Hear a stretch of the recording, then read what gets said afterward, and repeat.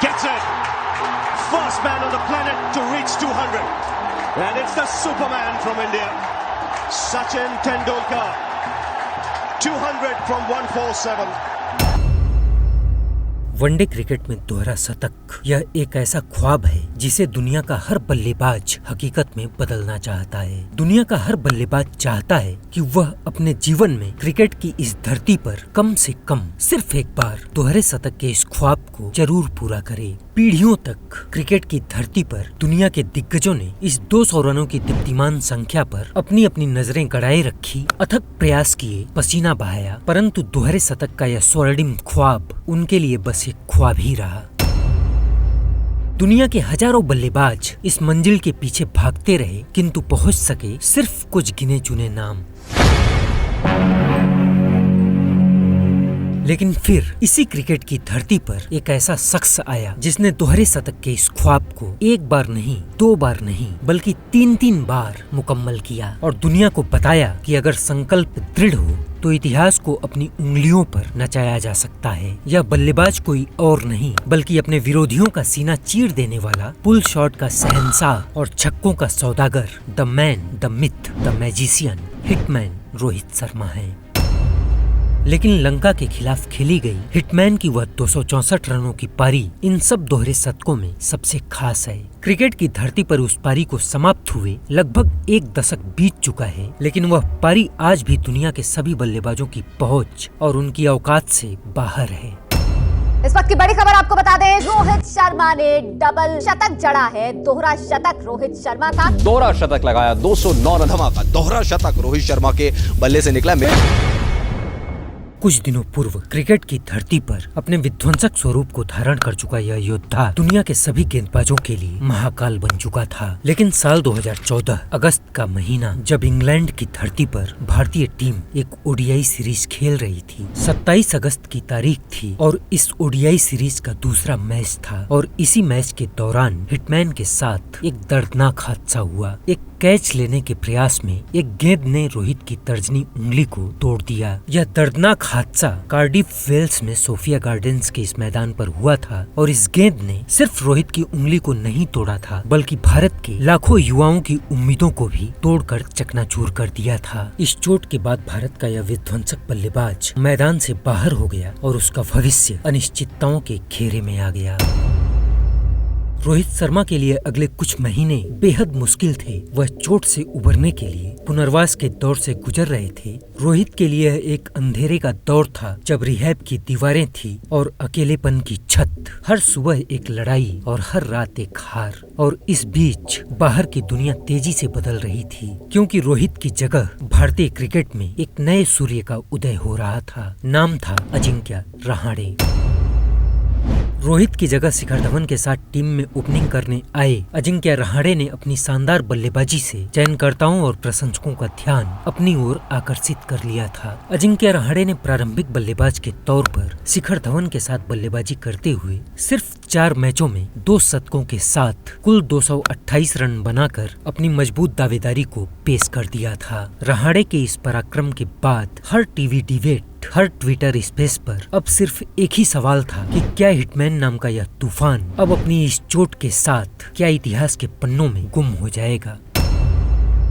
2015 का विश्व कप नजदीक आ रहा था और प्रारंभिक बल्लेबाज के तौर पर शिखर धवन एक छोर पर मजबूती के साथ खड़े थे और दूसरे छोर पर अजिंक्य रहाणे की चमक अब अस्थायी लगने लगी थी। और दूसरी तरफ रिहैब की कोठरी में बैठा यह शख्स अब अपने ही सवालों से हारता जा रहा था। क्या मेरी जगह अब मेरी नहीं रही? रोहित के चाहने वालों के दिल में भी अब सिर्फ एक ही सवाल था कि क्या उनके हिटमैन की कहानी अब खत्म हो जाएगी। एक तरफ मीडिया की सुर्खियां अब चिल्ला रही थी कि रहाणे ही रोहित का अंतिम विकल्प है और दूसरी तरफ रोहित के चाहने वालों का दिल बैठा जा रहा था कि क्या हिटमैन की विरासत अब धूल में मिल जाएगी। कई क्रिकेट के दिग्गज अब यह कयास लगा रहे थे कि this is the end of hitman. दुनिया की नजरों में अपने अस्तित्व को खो रहा यह शख्स अपनी चोट के कारण अब अपनी ही आंखों से अपने अंत को देख रहा था। रहाणे की परफॉर्मेंस, हालात और चोट के कारण धीरे धीरे टीम इंडिया के दरवाजे रोहित के लिए बंद हो रहे थे।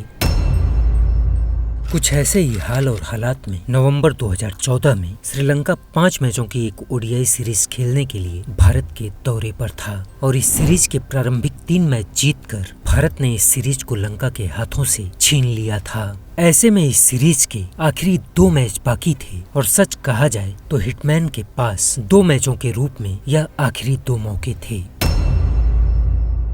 रहाणे के बढ़ते हुए कद को देखकर यह बिल्कुल स्पष्ट था कि अगर इन 2 मैचों में हिटमैन का बल्ला अगर कुछ बेहद खास नहीं करता तो टीम इंडिया के दरवाजे शायद हिटमैन के लिए बंद कर दिए जाते। No, I'm not surprised that Rohit Sharma is not in the team. Not too much consistent one-day international form.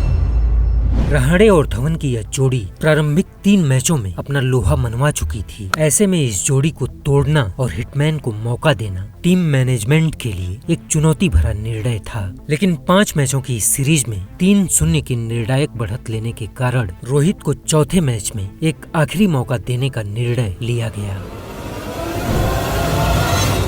13 नवंबर 2014 कोलकाता के ईडन गार्डन्स का यह मैदान कई महीनों के इंतजार के बाद यह शख्स अपनी चोट से उबरकर अब 22 गज की इस पट्टी पर लौट चुका था। मीडिया से लेकर लाखों निगाहें उस दिन रोहित पर टिकी थी। यह मैच दुनिया के लिए बस एक साधारण सा मैच था, लेकिन उसके फैंस के लिए, उसके चाहने वालों के लिए यह किसी त्योहार से कम नहीं था। हिटमैन की उस चोट के कारण उसके लाखों चाहने वालों के दिल टूटे थे। ऐसे हालात में उसकी यह वापसी उसके फैंस के लिए किसी दिवाली से कम नहीं थी। लेकिन सबसे बड़ा सवाल यह था कि क्या हिटमैन अपनी पुरानी लय हासिल करेगा? क्या वह अजिंक्य रहाणे की बढ़ती लोकप्रियता के बीच अपनी जगह बना पाएगा या रहाणे की चमक उसकी राह रोक देगी? लिहाजा यह मैच कोई साधारण मैच न होकर हिटमैन के अस्तित्व की लड़ाई थी। खैर, टॉस जीतकर भारतीय कप्तान किंग विराट ने बल्लेबाजी करने का फैसला किया और भारत की तरफ से रहाणे और हिटमैन की जोड़ी ने पारी का प्रारंभ किया। कई महीनों के इंतजार के बाद वह शख्स अब नीली जर्सी में नजर आ रहा था और कुलाशेखरा के पहले ही ओवर में अजिंक्य रहाणे ने लगातार 3 चौके लगाकर अपनी तरफ से भारत को एक शानदार शुरुआत दे दी। एक तरफ जहां अजिंक्य रहाणे के बल्ले से बड़े शॉट निकल रहे थे, वहीं रोहित का बल्ला बिल्कुल खामोश दिखाई दे रहा था और 5वें ओवर में रोहित ने बड़ा शॉट खेलने की कोशिश की, लेकिन गेंद परेरा के पास पहुंच गई। लेकिन किस्मत को यह कहानी उस दिन मंजूर नहीं थी और गेंद परेरा के हाथों से फिसल गई। 6 ओवर समाप्त हो चुके थे और भारत बिना किसी नुकसान के 30 रन बना चुका था। रहाणे जहां सिर्फ 16 गेंदें खेलकर 24 रन बना चुके थे, वहीं रोहित के खाते में 20 गेंदें खेलने के बाद भी सिर्फ 6 रन दिखाई दे रहे थे। ऐसा लग रहा था जैसे लंका के गेंदबाजों ने रोहित के बल्ले को किसी मंत्र के द्वारा बांध दिया हो। और 8वें ओवर में एंजेले मैथ्यूज ने रहाणे को पगबाधा आउट करके लंका को पहली सफलता भी दिलवा दी। रहाणे के जाने के बाद कप्तान किंग विराट ने खुद न आकर रायडू को मैदान में उतार दिया। 10 ओवर समाप्त हो चुका था और लंका के गेंदबाजों ने सिर्फ 46 रन खर्च करके भारत के इन दोनों बल्लेबाजों पर अपना शिकंजा कस दिया था। रहाणे के जाने के बाद यह दोनों बल्लेबाज अब 1-1 रन के लिए तरस रहे थे और 13वें ओवर की आखिरी गेंद पर इरंगा ने रायडू का ऑफ स्टंप उखाड़कर भारत को दूसरा झटका भी दे दिया। 19 गेंदों पर सिर्फ 8 रन बनाकर रायडू भी जिस रास्ते से आए थे उसी रास्ते से पवेलियन वापस चले गए। रायडू के जाने के बाद अब भारत का किंग विराट खुद मैदान में आ चुका था और इन दोनों बल्लेबाजों ने लंका के गेंदबाजों को संभल कर खेलना प्रारंभ किया और 24वें ओवर की पहली गेंद पर रोहित ने यह सिंगल लेकर अपना अर्धशतक पूरा किया। रोहित के यह 50 रन 72 गेंदों का सामना करने के बाद आए थे। हिटमैन की यह शुरुआत धीमी जरूर थी, लेकिन यह शांति समंदर में आने वाले तूफान से पहले की खामोशी थी। टीम इंडिया के खाते में कुल 122 रन थे और अगले 25 ओवरों का खेल अभी बाकी था और यहीं से प्रारंभ होता है क्रिकेट के रणभूमि में हिटमैन का वह विराट विनाशक अवतार, जहां सिर्फ रिकॉर्ड नहीं टूटता बल्कि इतिहास कांपता है, आंकड़े चीखते हैं और स्टेडियम में हाहाकार मचता है। जहां हिटमैन का बल्ला बल्ला नहीं बल्कि ब्रह्मास्त्र बन जाता है, जहां गेंदबाज महज खिलाड़ी नहीं बल्कि बलि के पात्र बन जाते हैं, जहां रोहित नहीं बल्कि वह प्रचंड प्रवाह बन जाता है जो लंका की उम्मीदों, उनके अरमानों और उनके आत्मविश्वास को अपने वेग में बहा ले जाता है। शुरुआती 72 गेंदों में सिर्फ 50 रन बनाने के बाद अगली सिर्फ 28 गेंदों में रोहित ने 50 रन और ठोक कर अपना शतक पूरा किया और 50 से 100 पहुंचने की यह रफ्तार किसी तूफान से भी तेज थी। Fifth 100 in one day internationals. Very well played, young man.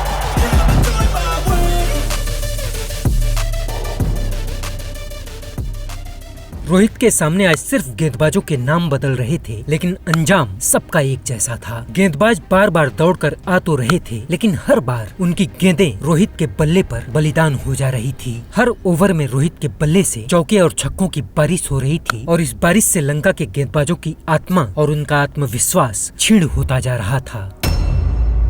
शतक पूरा करने के बाद रोहित की अगली 50 महज 25 गेंदों में आ चुकी थी। रोहित का यह तूफान, रोहित का यह आतंक इतना भयानक था कि लंका के गेंदबाजों को समझ में नहीं आ रहा था कि बॉल फेंकें तो फेंकें कहां। 40 ओवर समाप्त हो चुका था और भारत सिर्फ 3 विकेट के नुकसान पर 275 रन बना चुका था और हिटमैन 129 गेंदों पर 154 रन बनाकर मैदान में किसी क्रांतिकारी की तरह विचरण कर रहा था। हिटमैन ने जहां प्रारंभिक 72 गेंदों में सिर्फ 50 रन इकट्ठा किए थे, वहीं अगली 57 गेंदों पर 104 रन ठोक दिए थे। 60 गेंदों का खेल अभी भी बाकी था। गेंदबाज फील्ड बदल रहे थे, कप्तान अपनी रणनीति बदल रहा था, लेकिन हिटमैन का प्रहार रुकने का नाम नहीं ले रहा था। युद्ध भूमि में खड़े लंका के खिलाड़ी किसी निर्बल योद्धा से प्रतीत हो रहे थे और हिटमैन रणचंडी के वरदान से अभिषिक्त किसी वीर जैसा दहाड़ रहा था। दर्शक, गेंद, हवा, मैदान सब कुछ उसके इशारों पर ऐसे नाच रहा था जैसे वह इस खेल का सृष्टिकर्ता हो। 46वें ओवर की तीसरी गेंद पर कुलासेकरा को यह बाउंड्री लगाकर रोहित ने अपने 200 रन पूरे किए और इस दोहरे शतक के साथ रोहित शर्मा दुनिया के पहले ऐसे खिलाड़ी बन चुके थे जिनके पास वनडे क्रिकेट में 2 दोहरे शतक थे। And it's a moment of history for Rohit Sharma, first batsman to score 2 double hundreds in ODI cricket. 27 गेंदों का खेल अभी भी बाकी था और इस दोहरे शतक के साथ रोहित का स्वरूप और भी विकराल हो चुका था। रोहित के चाहने वालों की आंखें खुशी के आंसुओं से भर उठी थी, क्योंकि उनका हिटमैन अब क्रिकेट की धरती पर वापस लौट चुका था और कुछ इस कदर लौटा था जिसे दुनिया कभी भुला नहीं सकती थी। 47वें ओवर के लिए गेंद इरंगा के हाथों में थी और इस 47वें ओवर में भी रोहित ने 2 छक्के और 2 चौकों के साथ कुल 23 रन ठोक दिए। भारत में लंका का रावण भी आज तक दशहरा पर इतना ना जला होगा जितना उस दिन महज कुछ घंटों में ईडन गार्डन के इस मैदान पर लंका के गेंदबाज चल रहे थे। एक अकेला इंसान पूरी लंका की टीम पर भारी पड़ चुका था। गेंदबाज अपनी रणनीति भूल चुके थे और दर्शक अपनी सीट। 48वें ओवर में भी हिटमैन ने कुलासेकरा को भी 3 चौके और 1 छक्कों के साथ कुल 20 रन कूट दिए। रोहित का यह रौद्र रूप देखकर मानो देवता भी आसमान से झांक कर कह रहे थे, कौन है यह मनुष्य जिसने क्रिकेट की धरती पर आतंक मचा रखा है। 49वें ओवर में भी रोहित ने 1 छक्का और 1 चौका लगाकर कुल 14 रन इकट्ठा किए और 50वें ओवर की आखिरी गेंद पर जब रोहित आउट हुए तब तक भारत ने 400 का आंकड़ा पार कर लिया था। आखिरी 50 रन रोहित ने सिर्फ 15 गेंदों में पूरा किया था। हिटमैन के बल्ले से निकली यह एक ऐसी अग्निवर्षा थी जिसमें सवाल जले, आलोचनाएं भस्म हुई और बच गया सिर्फ 264 रनों का एक विशाल अंबार। रोहित ने अपनी इस ऐतिहासिक पारी में कुल 173 गेंदों का सामना किया, 33 चौके और 9 छक्के लगाए और कुल 264 रनों का एक ऐसा व्यक्तिगत स्कोर खड़ा किया जिसे ना तो कोई भूल सका और ना ही 10 सालों के एक लंबे इंतजार के बाद भी कोई मिटा सका। रोहित के इन 264 रनों की बदौलत भारत ने कुल 404 रन बनाकर लंका को सिर्फ 251 रनों पर समेट दिया और भारत ने यह मैच 153 रनों से जीत लिया। एक तरफ जहां अकेले हिटमैन का स्कोर 264 रन था, वहीं पूरी लंका सिर्फ 251 रनों पर सिमटकर अकेले रोहित से भी 13 रनों से हार गई थी। इस पारी के बाद लंका के बच्चे लंकापति रावण को जाने या न जाने, लेकिन हिटमैन नाम की इस तबाही को जरूर जानते हैं। हिटमैन का यह एक ऐसा रौद्र अवतार था जिसके बाद लंका के खिलाड़ी जब भी क्रिकेट की धरती पर उतरते हैं उससे पूर्व 264 दीप जलाकर प्रार्थना की जाती होगी कि हे भगवान, हिटमैन नाम की उस तबाही को दोबारा हमारे समक्ष खड़ा मत करना। लंका के गेंदबाजों को आज भी बस इतना कह दो 264 तो उनकी रूह कांप जाती है। इस मैच के बाद लंका की गेंदों पर एक अदृश्य चेतावनी भी अंकित होने लगी, सावधान, रोहित शर्मा के विरुद्ध इन गेंदों का प्रयोग करना वर्जित है। और लंका में लंकापति रावण का नाम भले ही इतिहास में गुम हो जाए, पर कोलंबो की गलियों में बच्चे आज भी पूछते हैं, पापा क्या आपने रोहित शर्मा का 264 देखा है?